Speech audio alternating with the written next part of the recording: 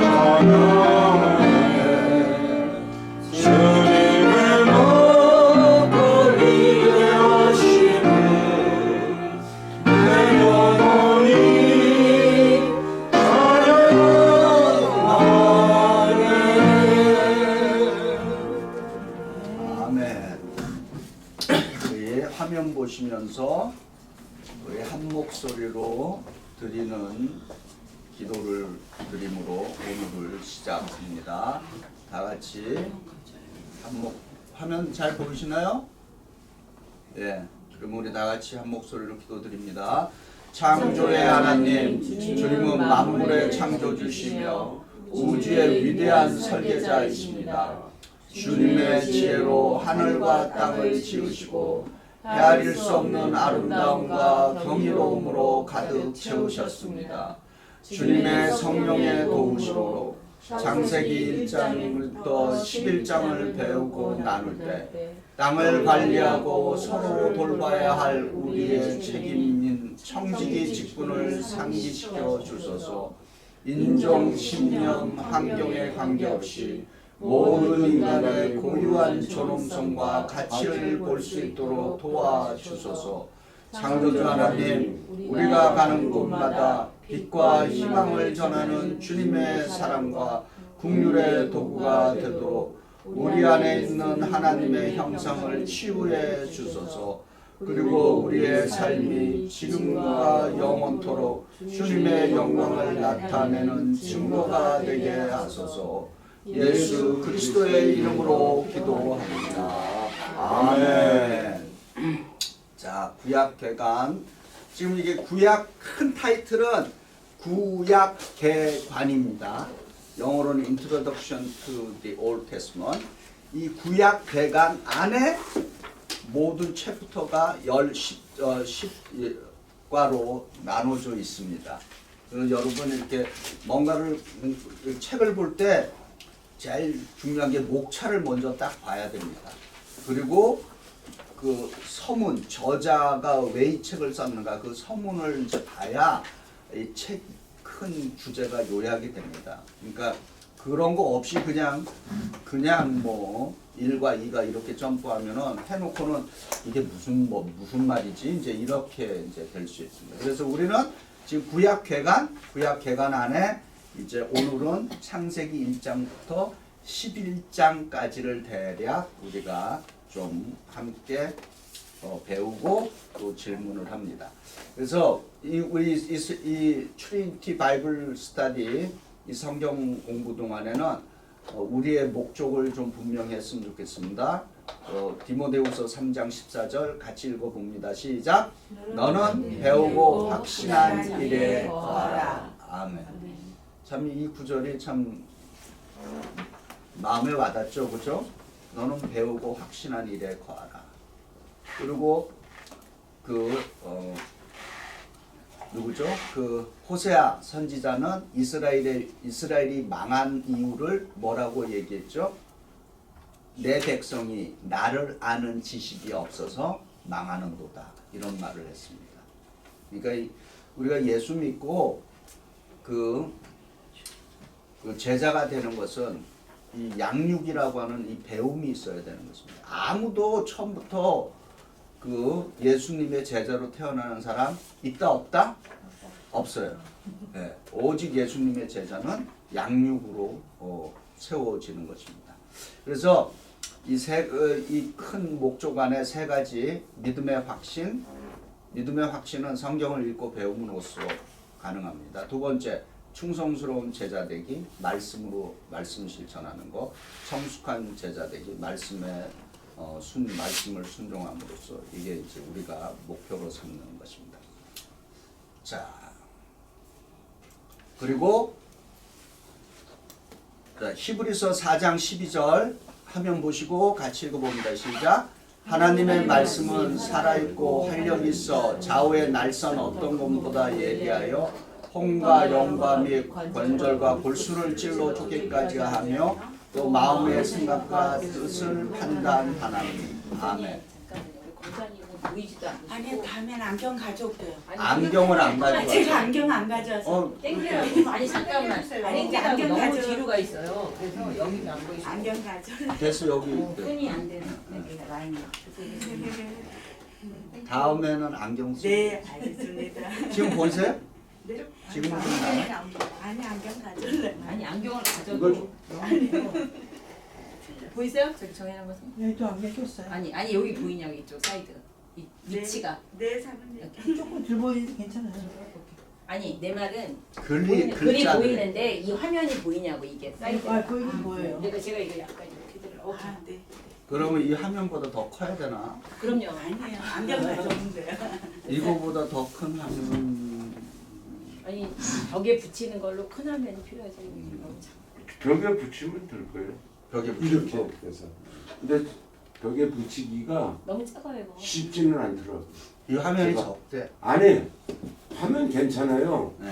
저 네. 하얀 벽에다 그냥 사선이 돼서 그러니까 절로 놓으면은 보일 거예요. 아니 저 그러니까 벽에 아니 붙이면. 예 파프.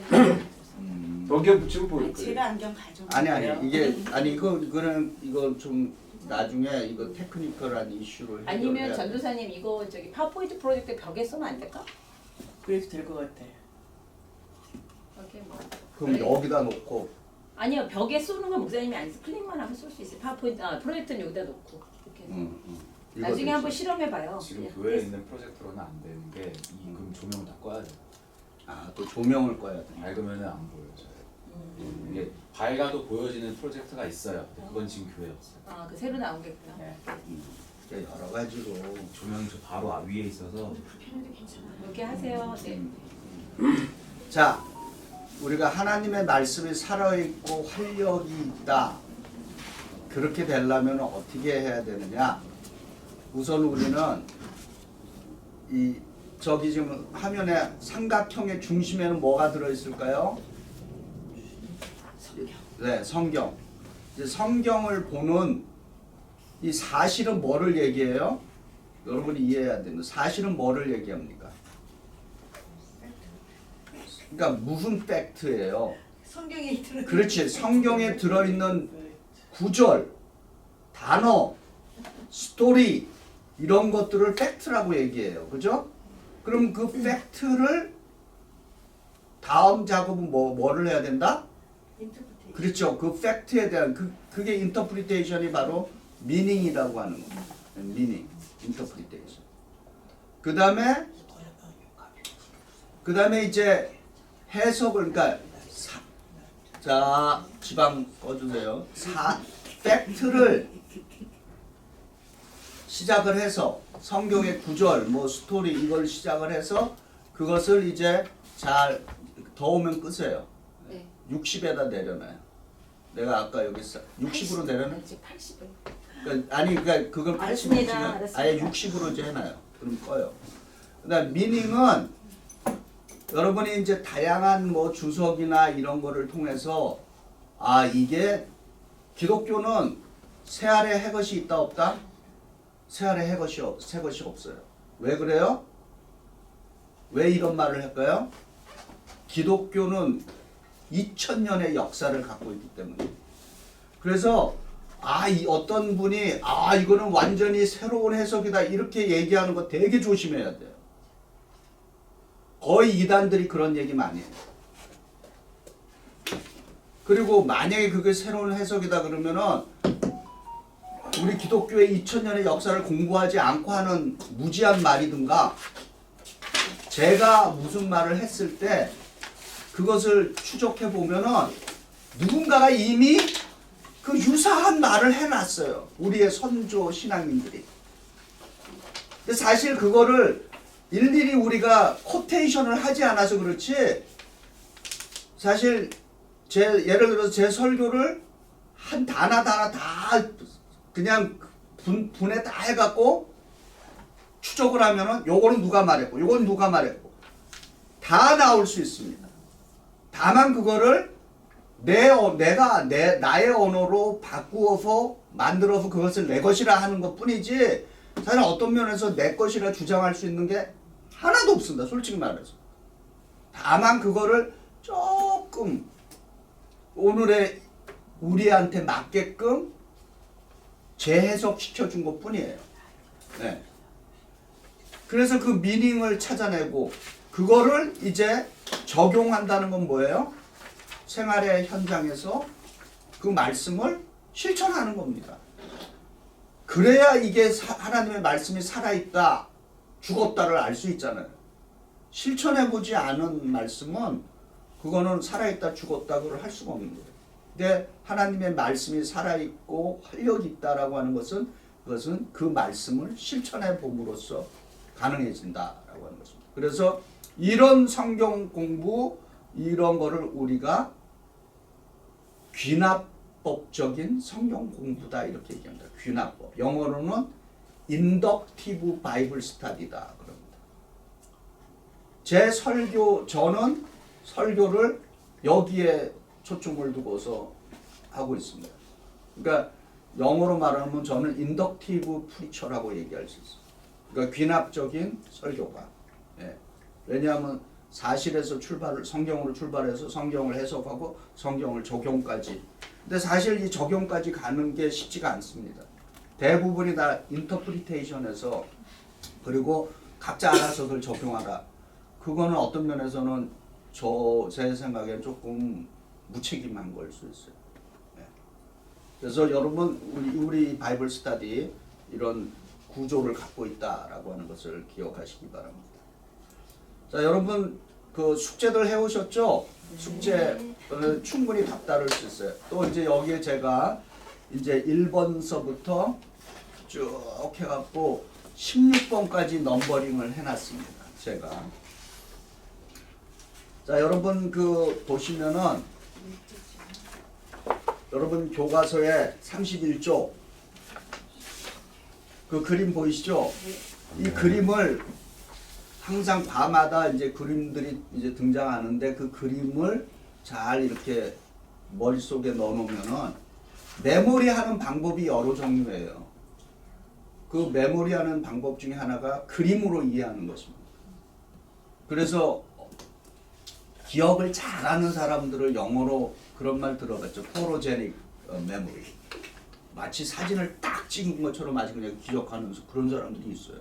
그래서 이렇게 그림으로 이제 보면은 이제 제가 이제 또 그림을 다시 올 거니까 잠깐 기다리시고 여러분의 그 성경 구절 암송 보셨죠?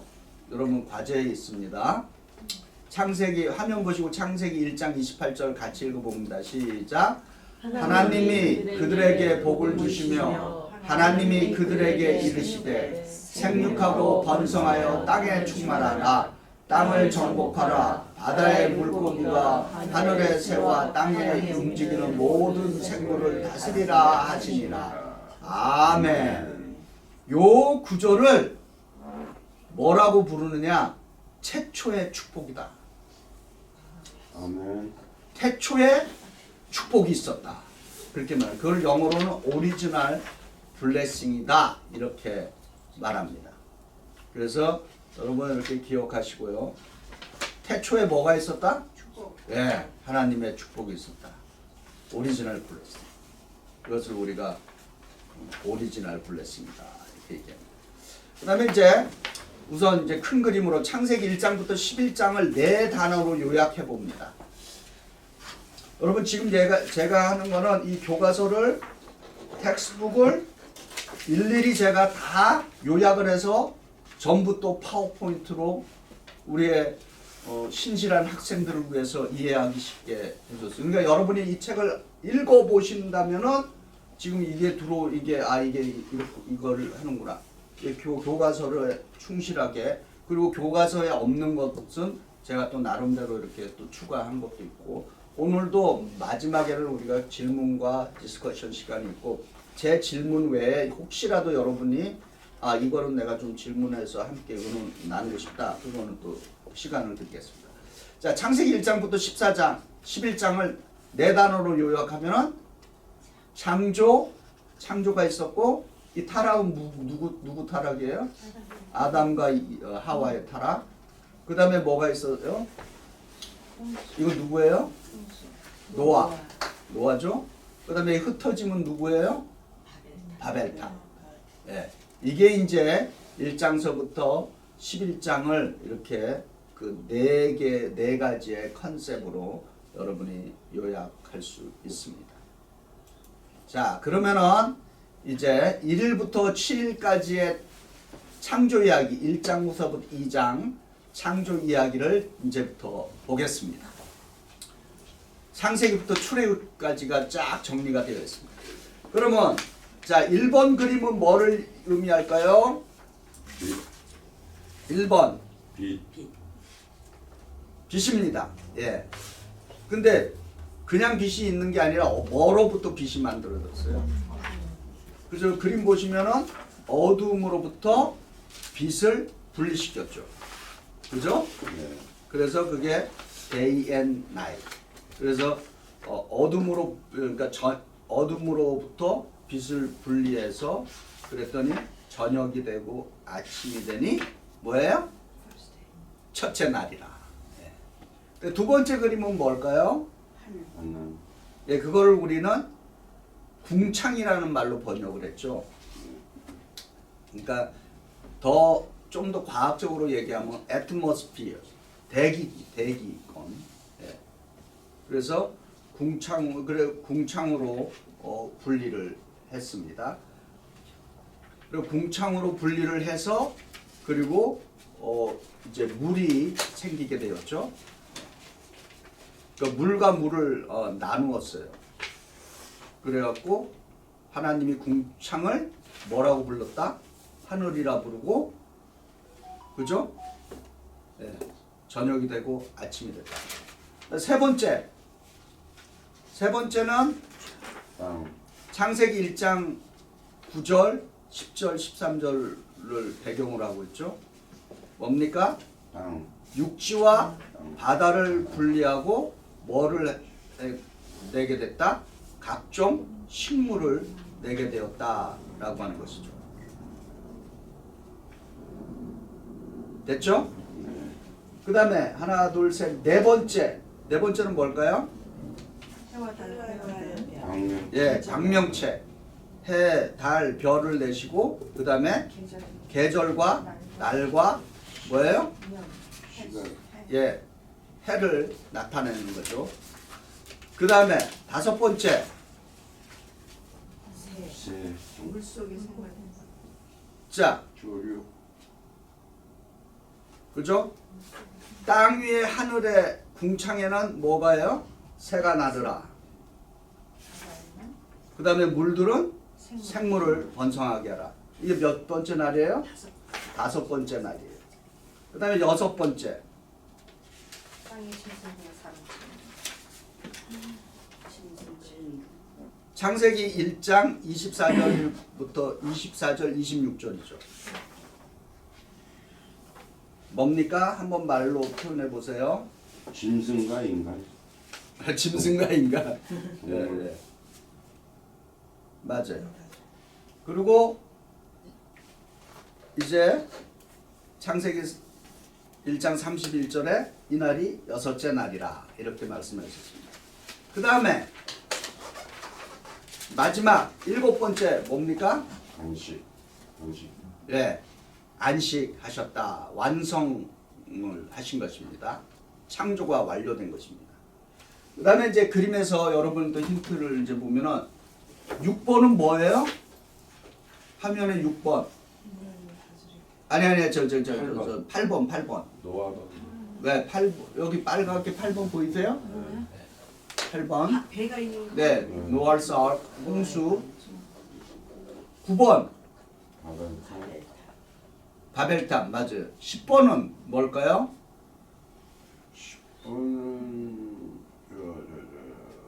여기 10번에 제사 드리는 거. 이 사람이 저기 품에 양 들고 앉아 예. 들고 있고 뭐를 의미할까요? 가인과 아벨. 노, 제사 드리는 제사 제사. 양. 노. 이거는 아브람. 예. 근데 왜 양을 들고? 아브람 이삭. 예. 양이 그거는 하나. 아니고 양이 아니고. 아 잡으려고. 네. 그 다음에 11번은 여기 우물과 이 사람은 누굴까요? 이삭? 그렇죠. 이삭 그러면 우물을 판 사람이에요. 네. 이삭의 일대기를 이제 이렇게 요약을 했어요. 근데 12번은 누구예요? 잘 알겠죠? 야곱. 야곱이에요. 네. 그리고 야곱과 그 다음에 거기 뭐예요? 사닥다리랑 이거 잘 알죠? 요셉. 이 야곱의 사닥. 13번은 요셉. 그 다음에 14번은 그렇죠. 이스라엘의 노예 생활. 이집트. 그 다음에 거기에 그 14번과 15번 사이에 십계명 돌판. 아니 14번과 15번 사이에 14번과 15번이요? 제가 안 보여요 글씨가. 네, 번호가. 15분이 안 됐어요? 자 15번이 안 보여. 15번, 오케이. 14번 요 사이 이게 뭐 이거 이 열 가운데 가지 이게 뭐 재앙. 그래 맞아요 10가지 재앙이에요. 글씨가 안 보여. 10가지 재앙. 그 다음에 16번은 뭘까요? 모세가 십계명. 예, 모세를 이제 상징하는 것입니다. 이게 이제 우리가 창세기부터 출애굽까지를 이제 그림으로 이렇게 하나로 요약해 볼 수 있습니다. 자, 그 다음에 화면 보시기 바랍니다. 우리는 뭐를 믿는다? 창조론을 믿고 있습니다. 예. 크리스천들은 창조론을 믿고 있어요. 근데 이 창조론이 왜 우리에게 중요하냐? 근데 우리가 생각하는 뭐 6일의 창조론 그렇게 이해하고 있지는 않아요. 오늘 어느 누구도. 그죠? 세상을 이거는 과학적으로 밝혀진 거 아니에요? 지구가 성경은 6,000년 설의 배경을 두고 있어요. 문자적으로 따지면은. 근데 그거는 사실 오늘날 과학을 공부하는 사람들에게는 받아들일 수 없는 이야기예요. 6,000년이라고 하는 건. 그러면 그거에는 어떤 상징적인 의미가 있어요. 그래서 흔히들 이제 성경을 통해서 이야기할 때 사람들이 6일 창조론을 이야기할 때 과학을 빗대어서 하는 말 중에 하나가 뭐예요? 성경에 어떤 구절이 생각나요? 이거 6일 창조론이 아니면은 하나님께서는 하루가 얼마야? 하루가 1,000년. 그러니까 그냥 그 1,000년도 문자적인 1,000년이 아니라 무한정한 어떤 시점을 이야기하는 겁니다. 예. 그런데 이 세상을 살아가는데 우리는 창조론을 세계관을 갖고 살고 있어요. 우리 예수 믿는 사람들은 세계관이 있단 말이에요. 사람들마다 그 지향하는 세계관이 있어요. 기독교인들은 창조론의 세계관을 갖고서 살아가는 사람이에요. 그럼 공산주의자들은 무슨 세계관을 갖고 살아갈까요? 유물론. 그렇죠. 유물론적인 세계관을 갖고 살아가고 있어요. 완전히 다른 얘기입니다. 근데 우리가 말을 안 해서 그렇지 어느 누구든지 간에 어떤 세계관을 분명히 갖고 있어요. 네. 근데 그 세계관이 왜 중요하냐? 세계관, 내가 어떤 세계관을 갖느냐에 따라서 내 인생관과 인생관이 결정이 되기 때문에. 그래서 내가 유물적인 세계관에 딱 빠져 있다. 그러면 어떤 삶을 추구하게 될까요? 그렇지. 유물론의 핵심은 머추리얼리즘입니다. 물질주의. 그래서 물질을 갖기 위해서 어떻게 해요? 온갖 짓을 다 하는 거예요. 물질적인 세계관, 우리도 물질적인 세계관은 무시하고 있지는 않아요. 그러나 유물론처럼 그런 물질적인 세계관을 얘기하지는 않아요. 그래서 제가 지금 여기 두 개로 분류해놨죠.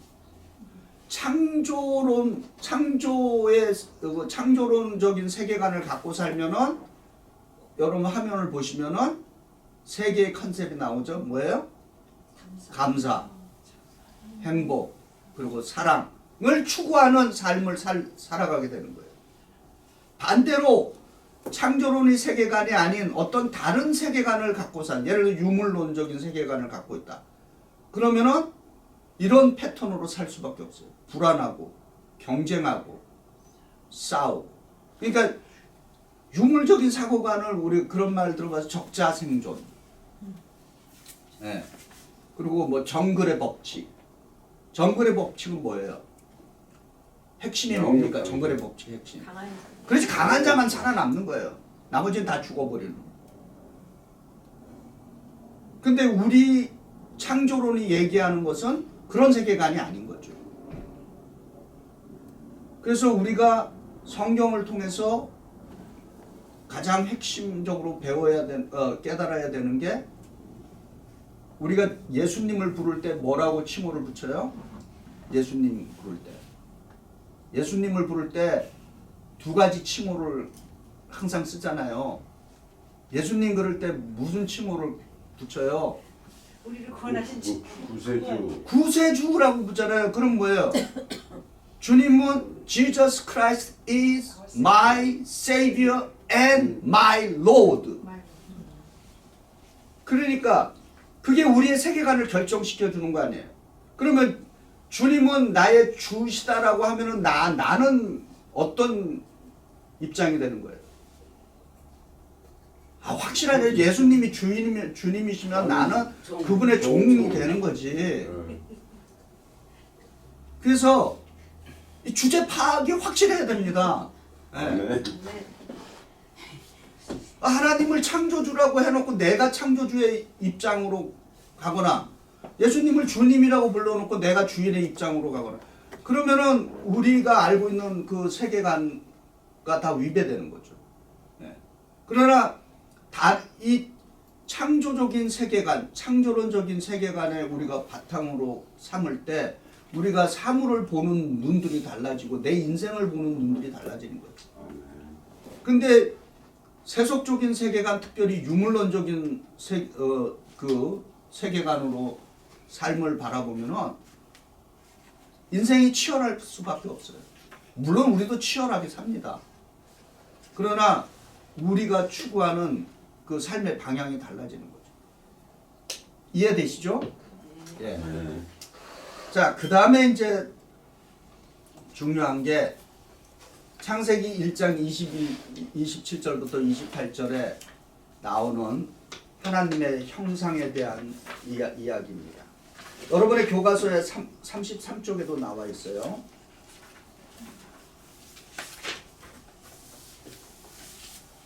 자, 창세기 1장 27절부터 28절 말씀 같이 읽어봅니다.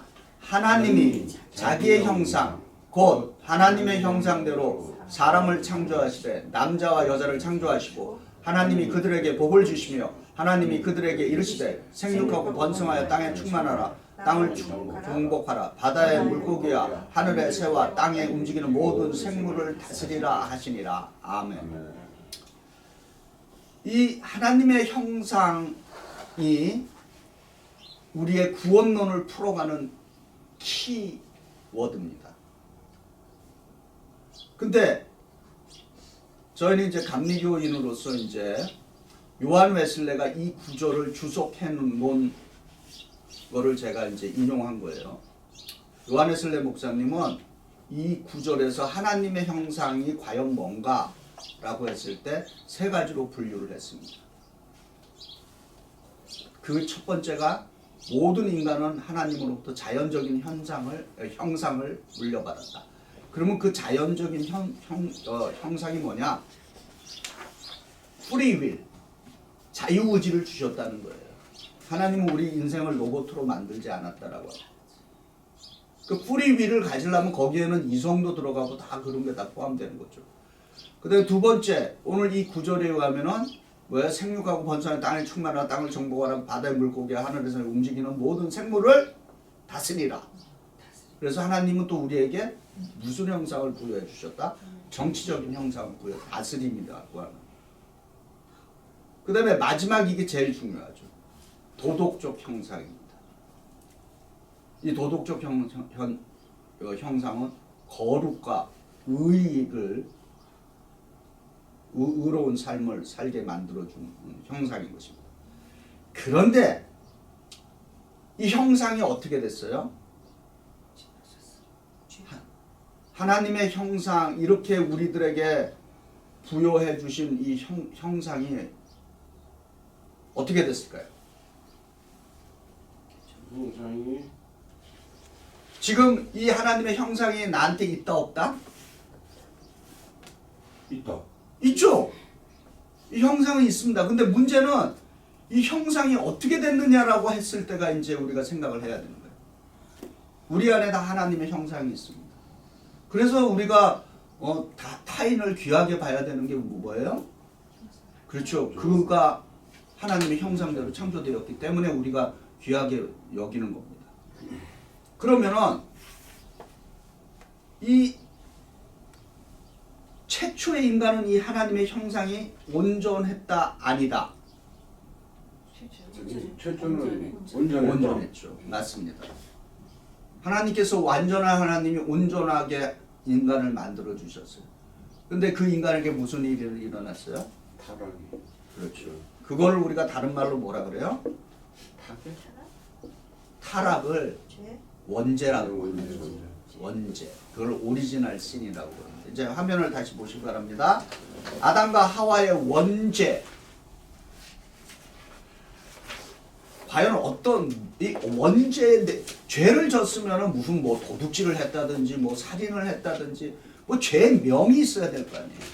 그럼 우리가 원죄라는 이야기를 교회에서 많이 하는데 그 원죄의 내용이 도대체 뭐냐라고 합니다.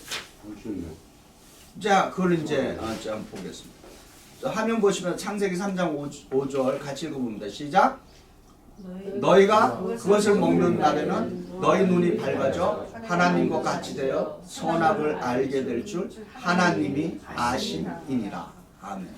그 다음에 두 번째 창세기 2장 9절입니다. 읽어봅니다. 시작. 여호와 하나님이 그 땅에서 보기에 아름답고 먹기에 좋은 나무가 나게 하시니 동산 가운데에는 생명나무와 선악을 알게 하는 나무도 있더라.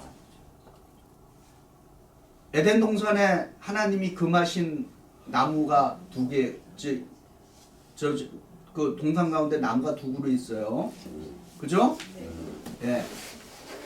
근데 자 이제 그 창세기 3장 22절은 건너뛰고 창세기 3장 6절을 읽어보죠. 시작. 여자가 그 나무를 본즉 먹음직도 하고 보암직도 하고 지혜롭게 할 만큼 탐스럽기도 한 나무인지라 여자가 그 열매를 따먹고 자기와 함께 있는 남편에게 주매 그도 먹은지라. 아멘. 자, 이 내용을 갖고서 우리 교과서도 원죄를 교만이라고만 지금 가리키고 있어요. 맞습니다. 근데 또 다른 해석이 하나 이제 나왔어요. 자, 이 교만이라고 하는 이 말을 최초로 이제 쓴 사람들은 어디에, 그러니까 지구를 이렇게 나눴을 때, 아, 인간의 원죄가 교만이다. 이거를 말한 분들은 우리가 살고 있는 이 지구촌을 나눴을 때, 북반부의 사람들일까요? 남반부의 사람들일까요? 최초에. 그만이요? 네. 북방구. 그렇죠. 왜 그래? 그 사람들은 누구예요? 북방부 사람들? 서양 사람들이에요. 유럽. 네, 유로피안들이에요. 맞습니다. 그러니까 다른 말로 서구 사람들이 이 성경을 이 원죄의 이야기를 읽고 그들이 얻어낸 결과는 아, 원죄는 교만이구나 이렇게 규정을 줬습니다. 맞는 말이에요. 근데 세월이 흘러서 이제 복음이 전파됐잖아요. 그래서 이제 복음이 뭐 아프리카도 가고 우리 같은 이제 한국에도 들어오고 이제 못 사는 나라들에 이제 복음이 들어왔어요. 찢어지게 가난한 사람들이 이 성경을 이 원죄를 읽어보니까 그들은 뭐를 발견했어요? 먹는 거. 탐욕을 발견했어요. 아, 원죄가 교만이 아니라 탐욕이구나. 그래서 아프리카 목사님들은 그런 얘기 많이 해요. 100년 전, 200년 전에 서양 선교사들이 성경 들고 막 들어와서 자기네들을 예수 믿게 하고 그리고 지나고 보니까 우리의 손에는 성경책이 들려있고 유럽 사람 손에는 황금이 들렸노라 이렇게 얘기했습니다. 그게 무슨 말이에요? 복음 전하고 이거 비평적인 얘기죠. 복음을 예수 믿게 하고는 그 나라에 있는 모든 자원들을 다 뺏어갔다 그 얘기를 그렇게 표현한 거예요. 어느 날 보니까 우리의 손에는 성경이 들려있고 저들의 손에는 황금이 들려있더라. 그래서 그런 분들이 이 성경을 읽어보니까 아, 이거 교만이 아니다. 교만은 서양 사람들이 우리한테 가르친 거고 실제는 탐욕이다. 그래서 지금 이 원죄를 지금 현대의 입장에서 제가 이렇게 생각해 볼 때는 이 교만과 탐욕 이것이 되게 중요해요. 서로 뭐예요? 분리되지 않고 다 연결이 돼 있죠. 네. 뭐예요? 그 아까 말씀드린 먹는 거 나왔잖아요. 아니 제가 모르긴 몰라도 에덴 동산에 먹을 게 그냥 뭐라 그래요 그거를 천지개백으로 막 다 그냥 눈에 보이는 것만 다 먹는 거 아니에요. 아마 내가 보기에는 배 터져 죽을 정도로 많은 먹을 게 있었어. 근데 딱 보니까 요 하나 다 그거 하나 금해놨는데 그거마저 따먹으려고 하는 인간. 그거는 탐욕이고. 근데 보니까 야고보서 1장 15절에 이렇게 말씀합니다. 같이 읽어봅니다. 시작. 욕심이 잉태한즉 죄를 낳고 죄가 장성한즉 사망을 낳느니라. 이 욕심이 탐욕 아닙니다. 네. 그래서 여러분 우리 인간이 지은 그 최초의 죄는 원죄다라고 하는 거. 원죄인데 이 원죄의 내용에는 교만과 탐욕.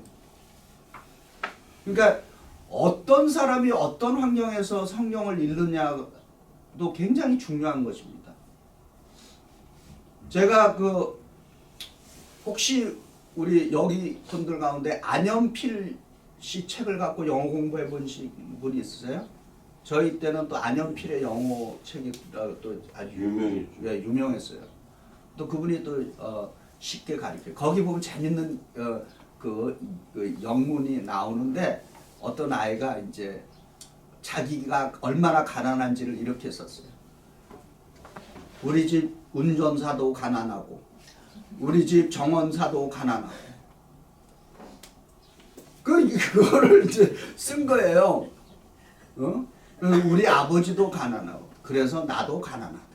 아니 무슨 정원사가 있는 집이 가난하고 운전사가 있는 그걸 조크로 이제 한 거죠. 그러니까 우리가 어떤 형편에서 어떻게 있느냐에 따라서 성경을 보는 눈이 이렇게 달라질 수 있다라고 하는 거죠.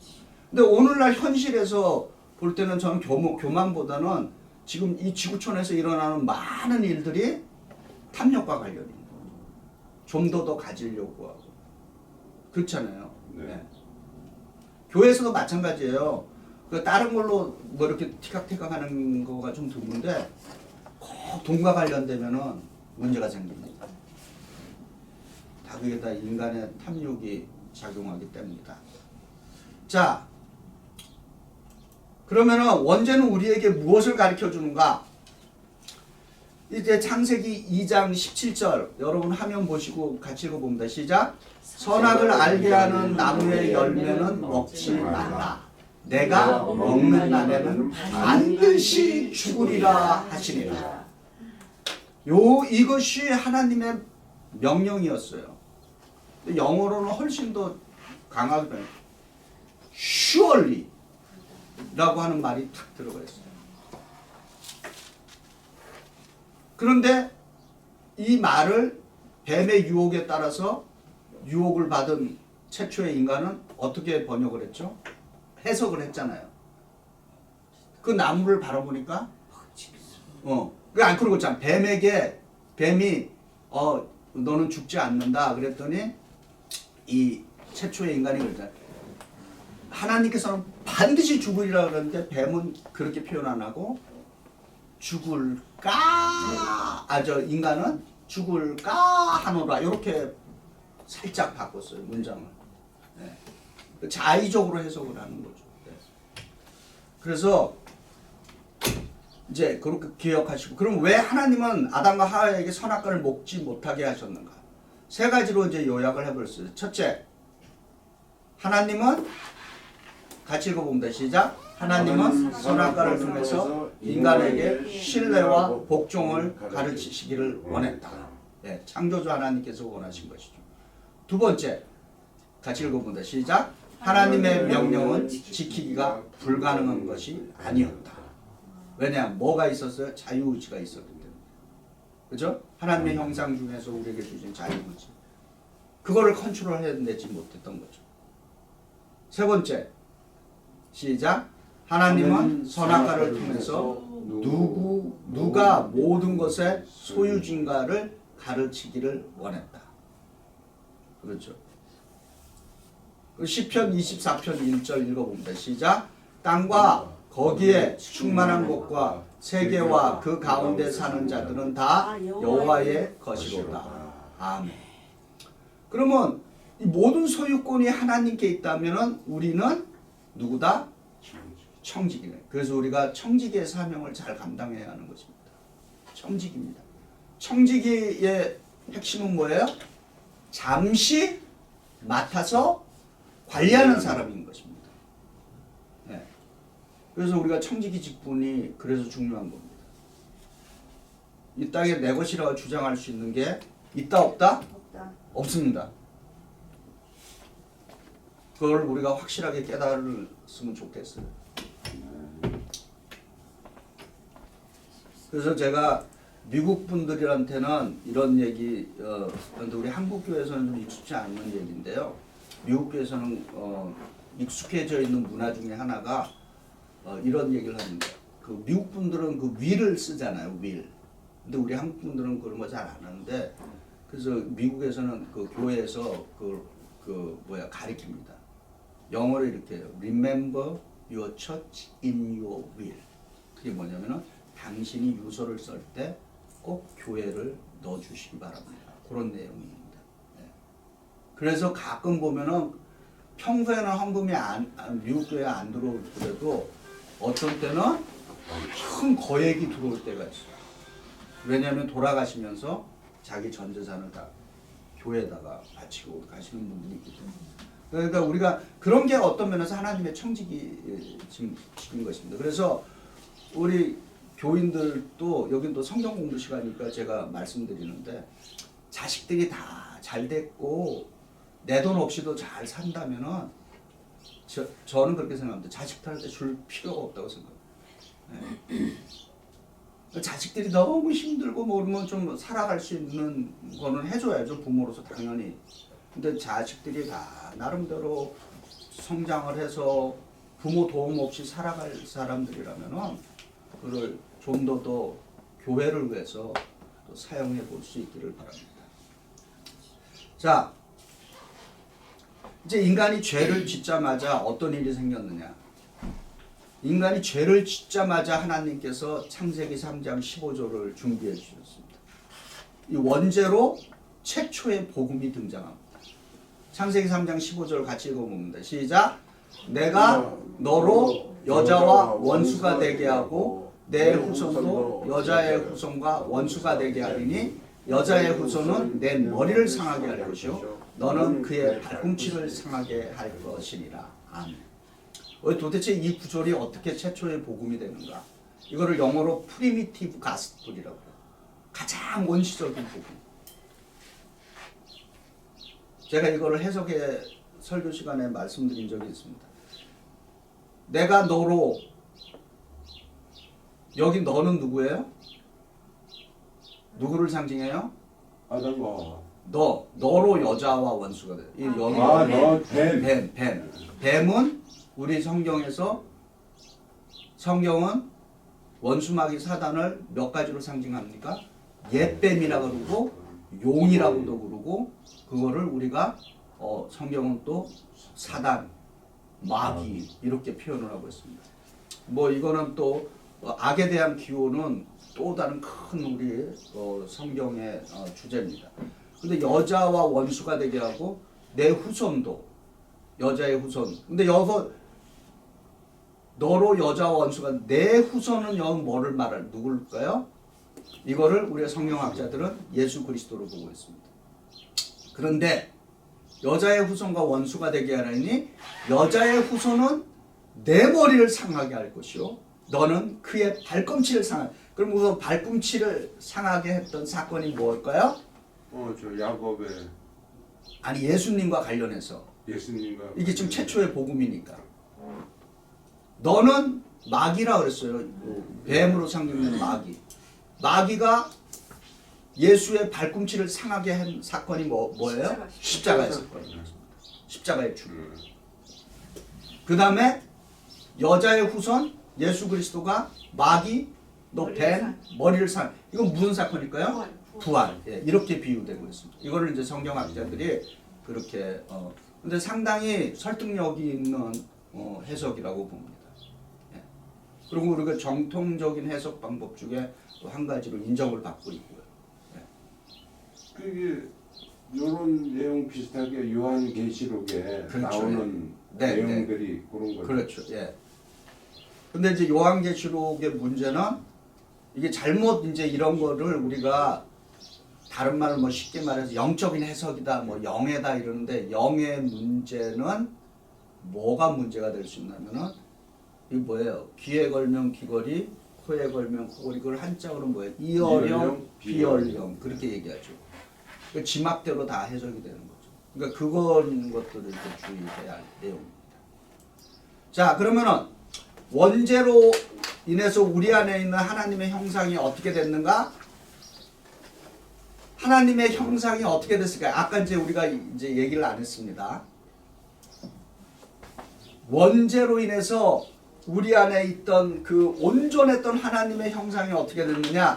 제가 이제 여기다가는 이제 쓰지 않았는데 주석가들에 의해서 정통적인 주석가들은 인간이 원죄를 짐으로 말미암아 온전했던 하나님의 형상이 문둥병이 걸렸다 이렇게 부르고 있습니다. 그러니까 파괴된 거예요. 근데 완벽하게 확 파괴된 게 아니라 병이 들었다는 거죠. 불치의 병이 된 거죠. 문둥병.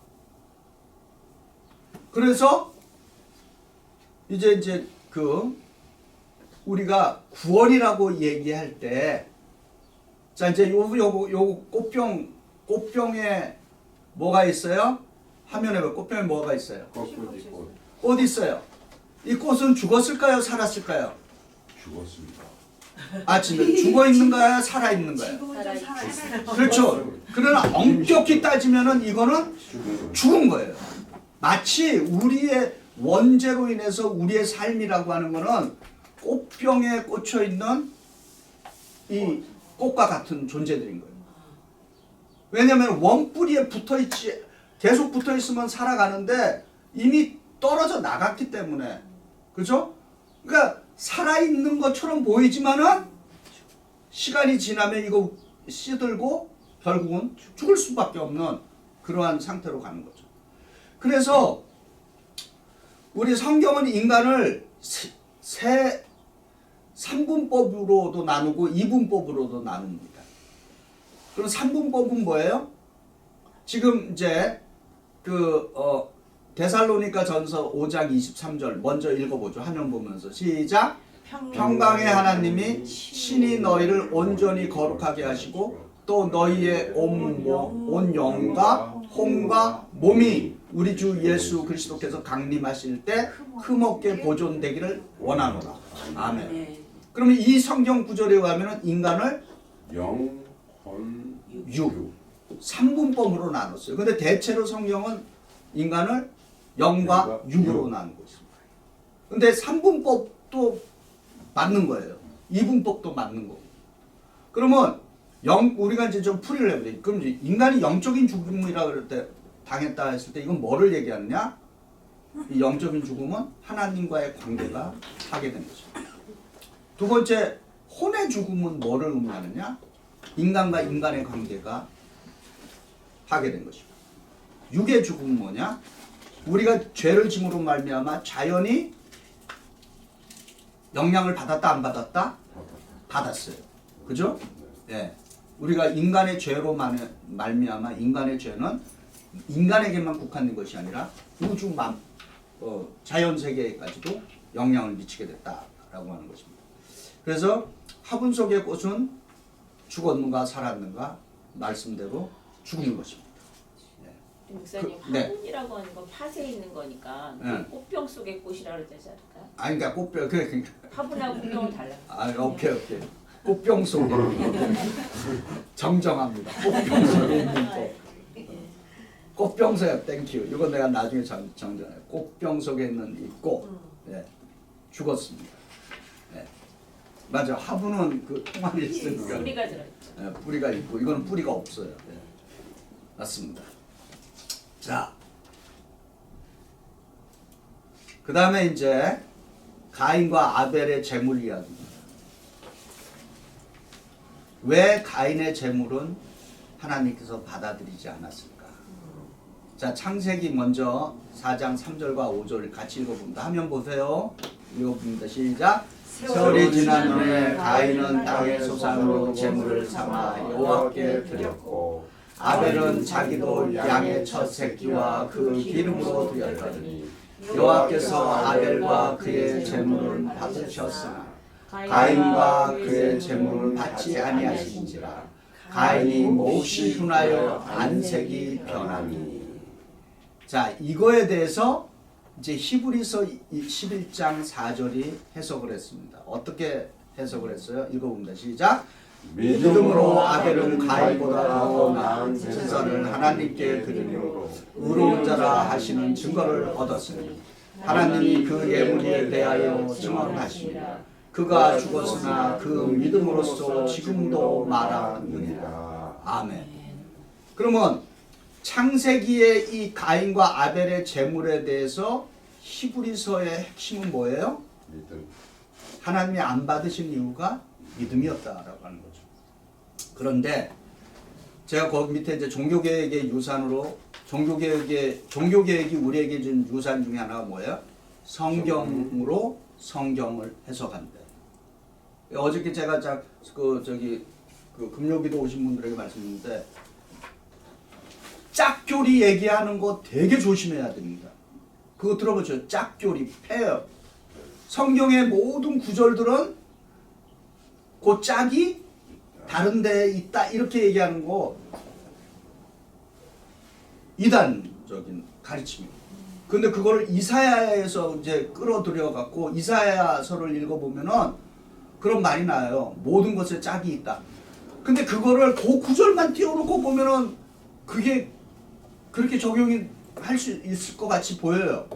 그러나 그 이사야가 말한 그 본문 전체를 놓고 보면은 그 말을 하는 모든 것이 짝이 있다라고 하는 말이 그 읽어보면은 동물들의 수컷이 있고 암컷이 있듯이 모든 것이 짝이 있다. 그런 말인 것이지 그거를 성경의 모든 구절은 또 다른 짝이 있다. 이렇게까지 확대 해석하는 거는 그건 말이 안 되는 거예요. 그러나 이것은 가능하죠. 지금 창세기에 있는 이 말씀을 지금 히브리서가 이렇게 해석을 하고 있다. 이거는 가능한 얘기입니다. 이건 성경이 성경을 해석하는 거예요. 그런데 이 성경이 성경을 해석하는 것 외에 어떤 역사적인, 뭐 사회적인, 문화적인 것으로 해석할 수 있다 없다? 있어요. 있어요. 그런데 이 창세기 이 4장 3절부터 5절을 문화적이고 역사적이고 사회학적으로 해석한 사람들도 있어요. 있지만은 이미 히브리서가 11장 4절이 믿음이라고 해석을 했기 때문에 우리는 어느 쪽을 따라가 줘야 돼요? 이 성경을 따라가 줘야 돼요. 이거를 더 1차적인 그 권위를 갖게 해줘야 되는 거예요. 아무리 그럴싸하게 사회학적으로 문화적으로 뭐 역사적으로 해석을 해냈다 해도 그것이 성경이 이미 해석한 방법이 아니라면은 우리는 누구의 손을 들어야 된다? 성경적인 해석. 그러나 그것도 굉장한 도움이 많이 됩니다. 네. 다른 그 방법입니다. 자, 그 다음에 이제 이 노아의 홍수의 이야기로 이제 넘어갑니다. 자, 이 노아의 홍수 이야기는 하나님께서 이제 홍수의 핵심은 뭐예요?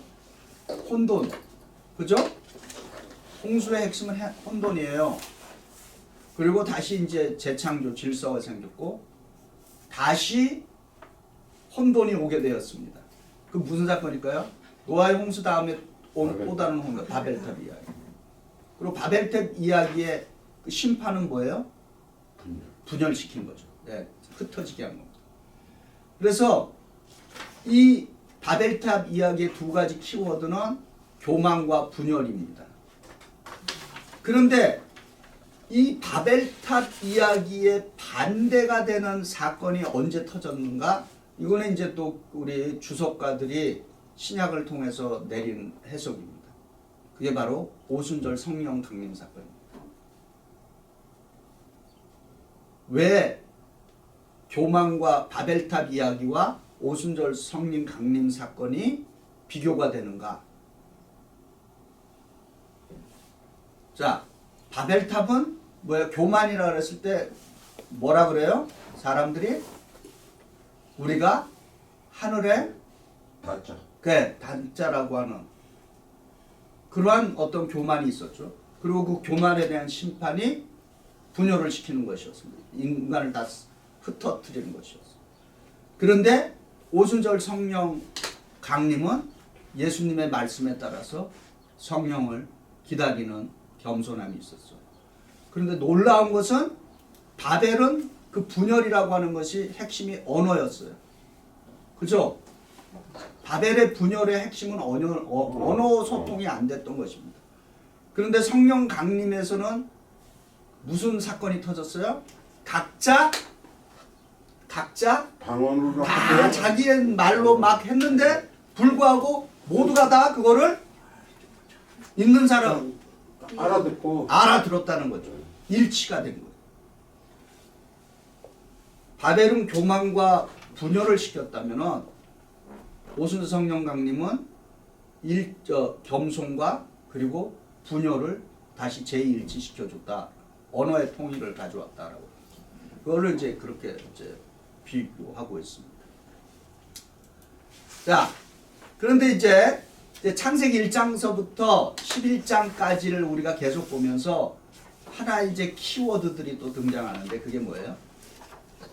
혼돈 다음에 항상 새로운 기회를 주님께서 하나님께서 주신다는 것입니다. 자, 그러면 우선 화면 보시면 욥기 5장 18절 읽어봅니다. 시작. 욥기 5장 18절 시작. 하나님은 아프게 하시다가 싸매시며 상하게 하시다가 그의 손으로 고치시나니. 아멘. 자, 창세기 3장 21절 읽어봅니다. 시작. 여호와 하나님이 아담과 그의 아내를 위하여 가죽옷을 지어 입히시니라. 아멘. 이게 무슨 사건이에요? 이제 원죄를 저지르고 이제 쫓겨나게 되잖아요. 에덴으로부터. 근데 인간은 원죄를 짓자마자 무슨 옷을 해 입었어요? 아니죠, 저. 네? 나무로. 그렇죠. 나무로 자기들이 이제 해갖고 입었어요. 그런데 하나님께서는 에덴에서 쫓아내면서 나무로 만든 옷을 벗겨내시고 뭐예요? 가죽 옷을 입히셨다. 이 구절도 굉장히 심오한 의미가 담겨 있죠.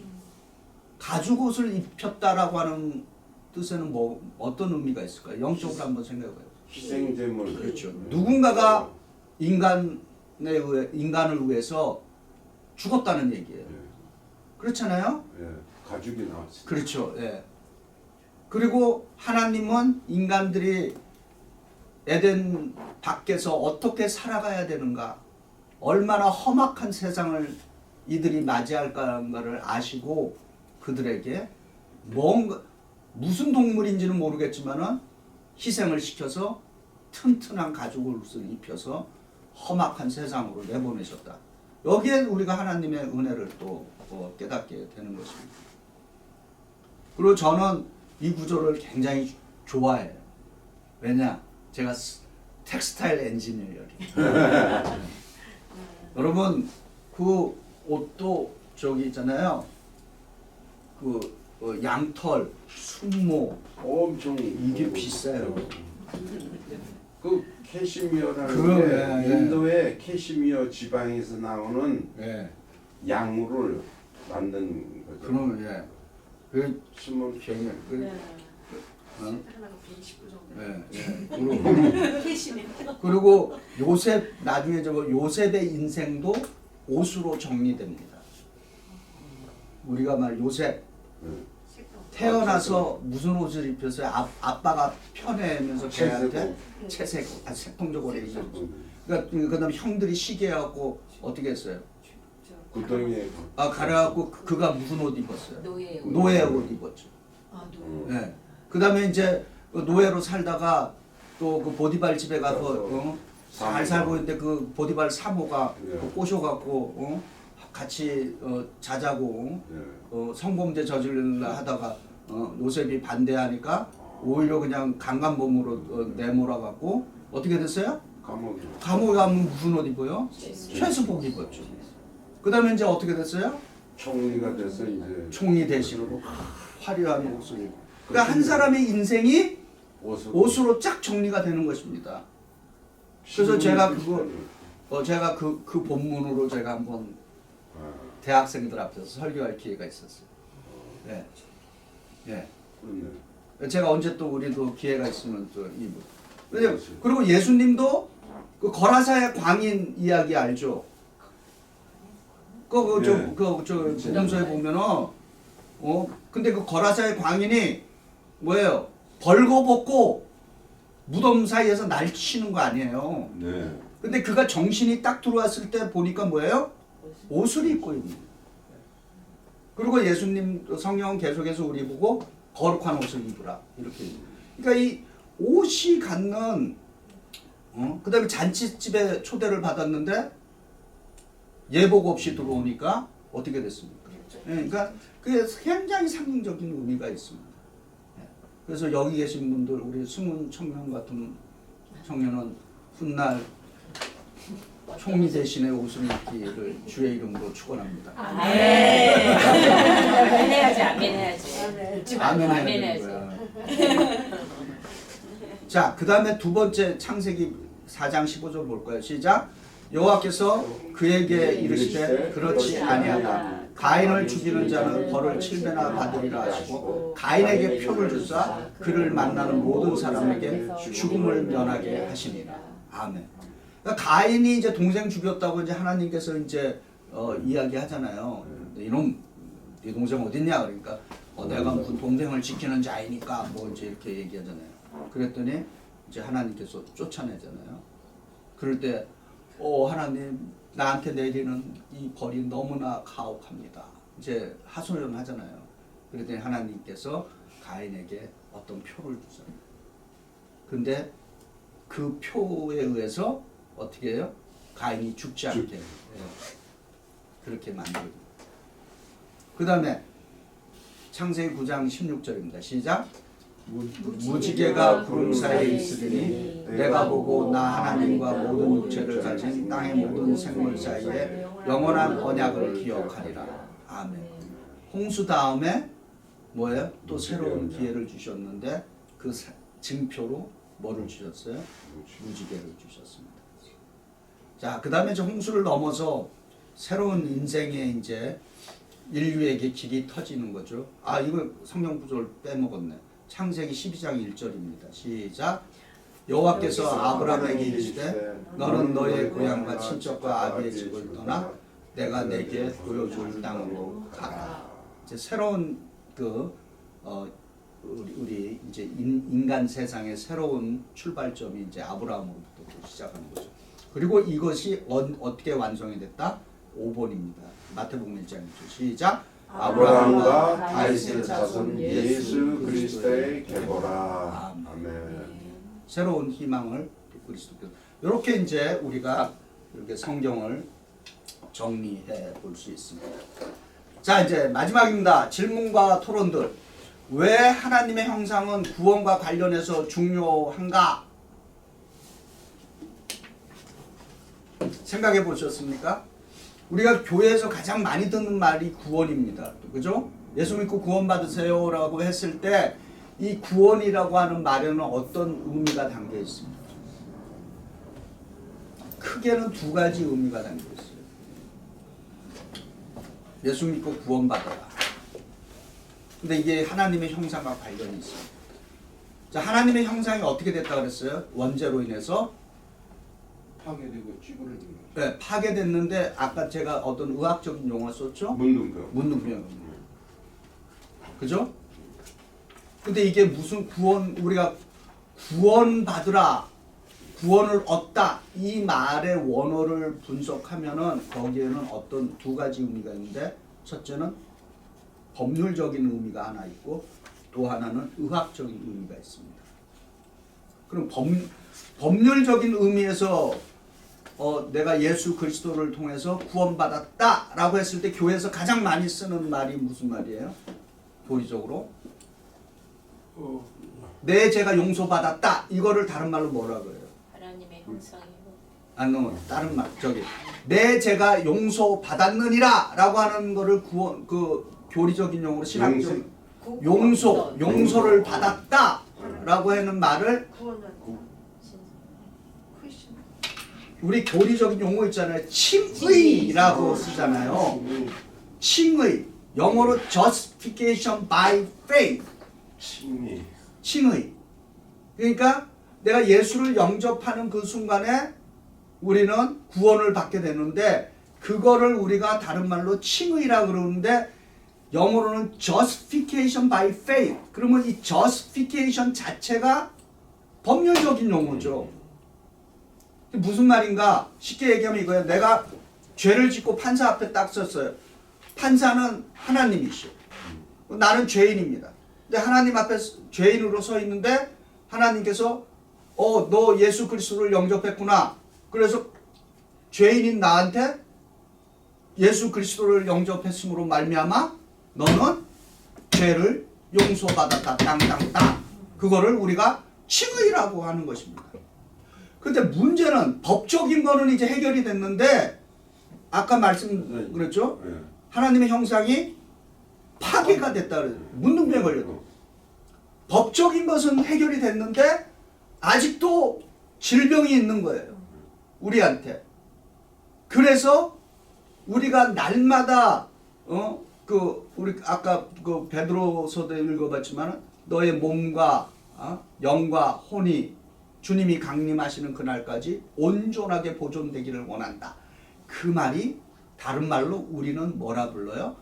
칭의의 또 다른 칭의의 다른 말이 하나 있습니다. 치유. 우리 기독교 용어로 성화, sanctification. 그러면은 성화는 뭐냐? 지금 법적으로 해결된 이 하나님의 형상의 문제가 이제 성화를 통해서 뭐다? 완전. 치유의 과정을 밟는 것입니다. 그래서 칭의. 구원에는 두 가지 요소가 있다. 칭의와 성화를 포함하고 있다라고 하는 것입니다. 그래서 하나는 법적인 해결을 받는 것이고 또 하나는 의료적인 치유를 받는 것입니다.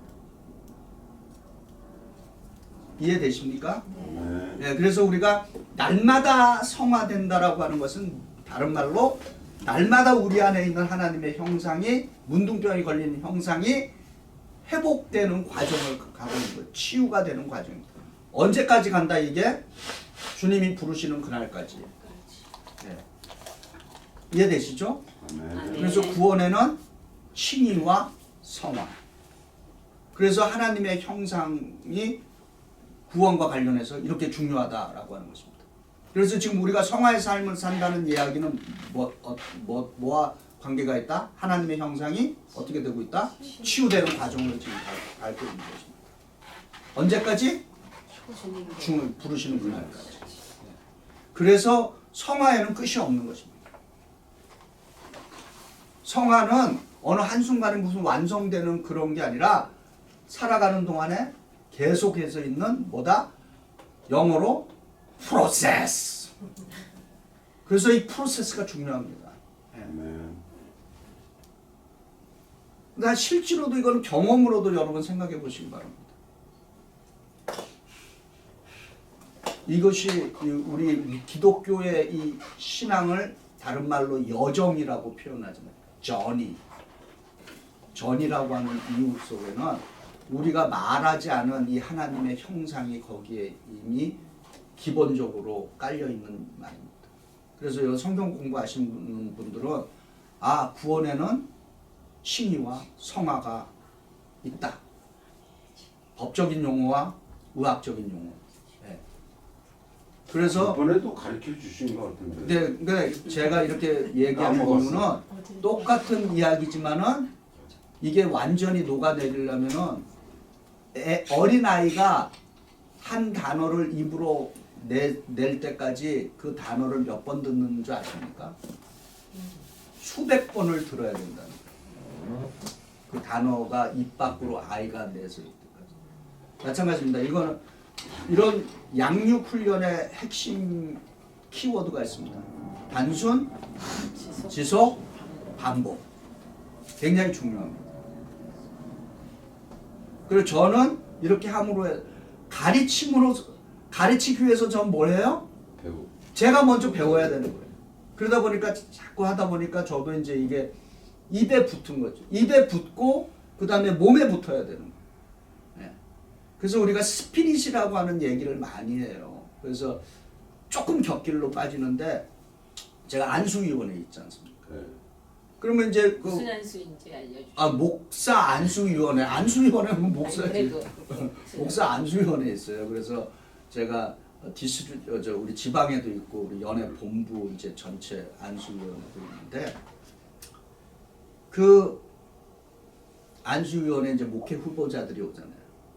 그러면 이 사람이 우리 감리교 스피릿이 있나 없나를 철저하게 조사를 합니다. 인터뷰를 하는 거예요. 그러면은 말을 몇 마디 던져보면 이 사람은 감리교인으로서 훈련이 돼 있다, 안 돼 있다, 없다가 저 같은 전문가한테는 다 걸리죠. 그래서 이분이 감리교 목사가로서 훈련이 안 됐구나 그러면은 붙여줄 거야, 안 붙여줄 거야? 안 붙여주죠. 다음에 다시 오라. 그러면 뭘 또 준비해서 오라. 이제 그런 식으로 얘기해요. 그래서 이 스피릿이 되게 중요해요. 근데 스피릿은 하루아침에 생기는 것이 아니라 일단 이게 머릿속에 들어왔고 머릿속에서 마음으로 내려오고 그 다음에 몸에 붙어야 되는 거예요. 그래서 자연스럽게 이게 나오는 거지 억지로 될 일이 아닌 것입니다. 그래서 성경 공부를 통해서 우리가 어떤 스피릿을, 영적인 스피릿을 훈련되는 게 되게 중요합니다. 자, 이제 이해되셨죠? 왜 하나님의 형성이 구원과 관련해서 중요한가? 두 번째, 이 하나님께 이 가죽옷을 입혔다라고 하는 것을 이미 좀 전에 아까 말씀드렸어요. 여러분 충분히 이해했으리라 믿습니다. 그죠?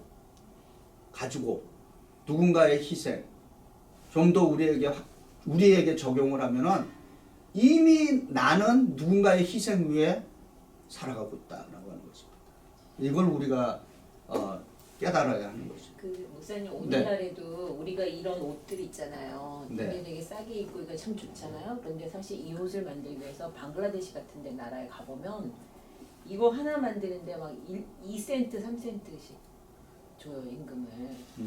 밖에 안 준다 이거죠. 네, 그리고 우리는 가져와서 이거 해갖고 우리가 살 때는 뭐 비싼 거는 100불도 있고 막 여러 가지가 있잖아요. 더 되는 것도. 근데 그 사람들은 그렇게밖에 못 받아. 그리고 그 나라가 방글라데시를 저는 가보지 않지만 사진을 보면은 강이 완전히 초록색, 빨간색, 노란색 막 이렇게 다 바뀌었어요. 왜냐면 그 염색물 때문에. 그리고 너무나 많은 사람들이 다 암에 걸려 죽어가고요. 근데 이거를 이제 미국에 있는 이제 이 비즈니스 하는 사람들이 거기다 공장을 세우잖아요. 한국 사람도 마찬가지로 갖다가 세우잖아요. 근데 가장 열악하게 해주는 거예요. 그러니까 그 사람들이 화학약품 속에서 암 걸리죠. 그물을 또 먹어요. 그러니까 다 오염이 돼. 근데 그 사람들은 그것마저 없어도 살 수가 없는 거야. 그러니까 저는 사실 우리가 이 옷도 너무 쉽게 사고 내 돈 주고 내가 살지만 이제 저희가 이제 띠르트 샵도 하잖아요. 그래서 그걸 이렇게 하면서 많이 느끼는 게 이 누군가가 이걸 만들기 위해서 얼마나 열악한 환경에서 고생하고 정말 우리 옛날에 60년대 막 그럴 때 봉제 공장 같은 거 우리 한국에도 많이 했잖아요. 청계천에서 옷 만들고 막 그런 사람들 볼 때도 막 그 열악한 누구에서 그게 가죽옷만 아니라 오늘날도 우리를 위해서 이거 하나 만드는 너무나 많은 사람들이 희생했다라는 그런 생각을 좀 가져야 되지 않을까 네. 생각이 들어요. 좋은 이야기입니다. 구체적으로 좀 실제적으로 우리가 이 말씀이 좀 적용되게 이렇게 그래서 우리의 삶 자체는 누군가의 희생에 위에 서 있다. 그런 걸 우리가 좀 깨닫는다면은 어떻게 살아야 되는가라고 하는 거에 대해서 많은 질문을 하게 돼요. 이런 것들이 우리가 말씀을 이렇게 배우니까 이런 질문들이 생기는 겁니다. 그래서 여러분들이 이렇게 말씀을 묵상하면서 성경에다 질문을 하시기 바랍니다. 스스로가. 아멘. 그러면은 성경은 텍스트는 우리에게 말을 걸어옵니다. 그걸 우리가 다른 말로 묵상이라고 하는 말로 또 이야기하죠. 자, 그다음에 마지막 이제 한 개인데요. 창세기 9장 24절부터 25절 이 잘못된 해석과 잘못된 적용으로 우리 역사에 어마어마한 일이 생겼습니다. 창세기 9장 24절부터 25절 같이 읽어봅니다. 시작. 노아가 술이 깨어 그의 작은 아들이 자기에게 행한 일을 알고 이에 이르되 가나안은 저주를 받아 그의 형제의 종들이 종이 되기를 원하노라. 아멘. 이게 역사적으로 어떻게 적용됐을까요? 이건 우리 기독교가 크게 반성해야 되는. 그러니까 성경 해석과 적용이 얼마나 중요한가를 이 구절이 노예 제도를 정당화시켰어요. 함의자손. 네. 그 누구예요? 함의 자손을 누구예요? 누구라고 해석했을까요? 적용시켰을까요? 아프리카 노예. 그렇죠. 예. 거기다가 적용을 했습니다. 서양 사람들이. 그래서 노예 제도를 그렇게 해도 되는 것처럼 정당화시키는데 기독교가 그러니까 이 성경 해석을 그렇게 적용해요. 이것뿐만 아니에요. 우리 창세기 천지창조 땅을 다스리고 정복하라고 했을 때 특히 정복하라고 하는 그 의미를 어떤 식으로 해석을 땅을 뭐라 그래? 한국말이 갑자기 생각이 안 나. 땅을 정복해서 살생하고 파괴하고 막 맘대로 하는 뺏어, 거. 그러니까 땅을 정복하라고 하는 의미를 이거를 가꾸라고 하는 스튜어드십으로 청지기적으로 생각하지 않고 엑스플로 약탈하고 파괴하고 이런 쪽으로 성경을 해석해낸 거죠. 그만큼 우리가 예수 믿으면서 성경 해석을 잘해야 돼. 이 창세기 9장 24절부터 25절은 우리 역사에서 가장 비극적인 성경 해석과 적용을 낳은 부분이에요. 함을 아프리카 흑인에다가 비유로 한 거죠. 그리고 그 노예들을 죽여도 된다. 그리고 심지어 노예들을 더 나아가서는 인간으로 취급을 안 하고, 네, 그렇죠. 동물 취급을 하고 언제든 죽여도 되고 돈을 주고 팔고 이제 그렇게 되는 거예요. 그만큼 이 우리가 성경을 읽으면서 이걸 어떻게 해석을 해서 어떻게 적용을 시키느냐에 따라서 우리의 삶의 방향과 모습이 확 달라지는 거죠. 근데 이런 것들에 대해서 사실 사죄해야 돼요, 우리 기독교가. 네. 근데 제가 알기로는 제가 알기로는 한 걸로 알고 있어요. 우리 기독교가 이 성경 구절을 잘못해서 누군가에게 어마어마한 이런 거를 끼쳤다, 죄를. 예를 노예 제도도 우리 미국에서 노예 제도는 우리 감리교는 일찍 사과를 했고요. 남침녀 교회가 몇 해째나 사과했어요. 그러니까 보면 노예 제도가 생긴 지 벌써 몇백 년이 지나서 그걸 몇 해 전에 사과했다라고 하는 그것도 공식적으로 교단이 이제 나서서. 그러니까 우리가 하나님 말씀을 배우면서 이걸 어떻게 해석하고 어떻게 적용해야 되느냐. 그거는 참 우리가 심각하게 생각을 해봐야 됩니다. 그리고 다행히 우리 기독교는 뭐가 있다? 전통이 있습니다. 2000년의 역사가 있기 때문에 이 2000년의 역사 속에서 사실 이 하나님의 말씀이 어떻게 해석되고 어떻게 적용되어 있는가 조금만 신경 쓰고 하면은 좀 더 합리적이고 바른 해석으로 우리가 선택할 수 있는 길이 있습니다.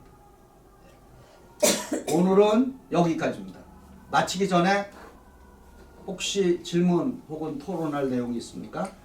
그래서 그 함이 예. 그 노아의 하체를 봤다고 그래가지고 그렇게 저거를 했잖아요. 네. 아주 강한 것 같고요. 그 다음에 가인과 아벨은 그래도 다른 성경에서 예. 믿음을 하는 게 뜨는데 저 구절을 저는 볼 때마다 과연 저렇게까지 해야 됐을까 하는데 이제까지 제가 아직 많은 그 주석책을 안 봐서 그런지 몰라도 저기에 관해서는 자세히 설명된 게 없더라고요. 그래서 근데 그 스토리를 전체를 읽어보시면은 그 물론 함의 행동과 예. 다른 또 두 아들의 그 두 행동은 아들은 좀 다르죠. 가리고 예, 예. 뒷걸음쳐서 안 예, 보고 예, 저거 예. 했다 그러는데 근데 그 사실은 포도주 그- 자체가 저기서는 포도주를 노아가 먹음으로 인해 노아가 잘못한 거죠. 원인 사실은. 제공을 네, 했잖아요. 원인 제공이지. 포도주를 맞아요.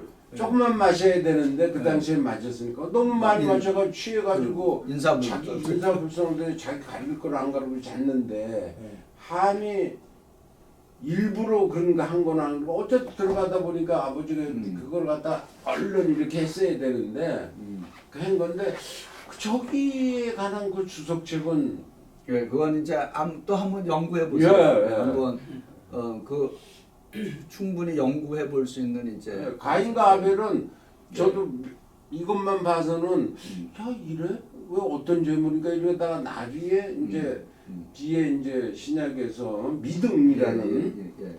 어떤 믿음인지는 그거는 모르지만 이제, 그래서 저거들은 조구절은 조금 그렇더라고. 네, 그래요. 또 그것도 이제 패션으로 예. 갖고 있고 언젠가 또 기회가 한번 이제 되면 또 거의 관련된 예. 거 있으면 자, 다음 주에 네. 여러분 창세기 12장부터 50장, 출애굽기 1장 또 18장까지 그리고 여러분 뒤에 항상 교재 숙제가 있어요. 근데 그 숙제가 하기 힘든 게 아닙니다. 읽어보면은 풀어올 수 있는 거예요. 딱 이렇게 한 장 정도로만 앞뒤로 해서 한 장인 거예요. 네. 여러분 그 254쪽, 255쪽 보시고 이제 좀 적어 오시기 바랍니다. 아멘. 자, 이제 마치는 기도 함께 드리는 마치는 기도로서 오늘 우리 시간을 마치겠습니다. 다 같이 한 목소리로 기도드립니다. 창조주 하나님, 주님은 주님의 형상대로 인류를 만드셨습니다. 우리는 주님의 사랑과 긍휼, 창의성이 반영된 존재입니다. 우리가 하루하루를 살아갈 때 우리가 만나는 모든 사람이 그 안에 하나님의 거룩한 형상을 지니고 있음을 기억하게 하소서. 예수 그리스도의 구원의 십자가처럼 우리가 매일 그리스도의 제자로서 거룩하고 성숙한 삶을 살며 우리의 죄로 인해 파괴된 하나님의 형상을 온전하게 회복할 수 있도록 도와주소서. 우리 안에 있는 하나님의 형상이 희망의 등불이 되어 우리를 주님께 더 가까이 이끌게 하소서. 예수 그리스도의 이름으로 기도합니다. 아멘. 할렐루야. 마쳤습니다. 땡큐. 수고하셨습니다. 네, 감사합니다.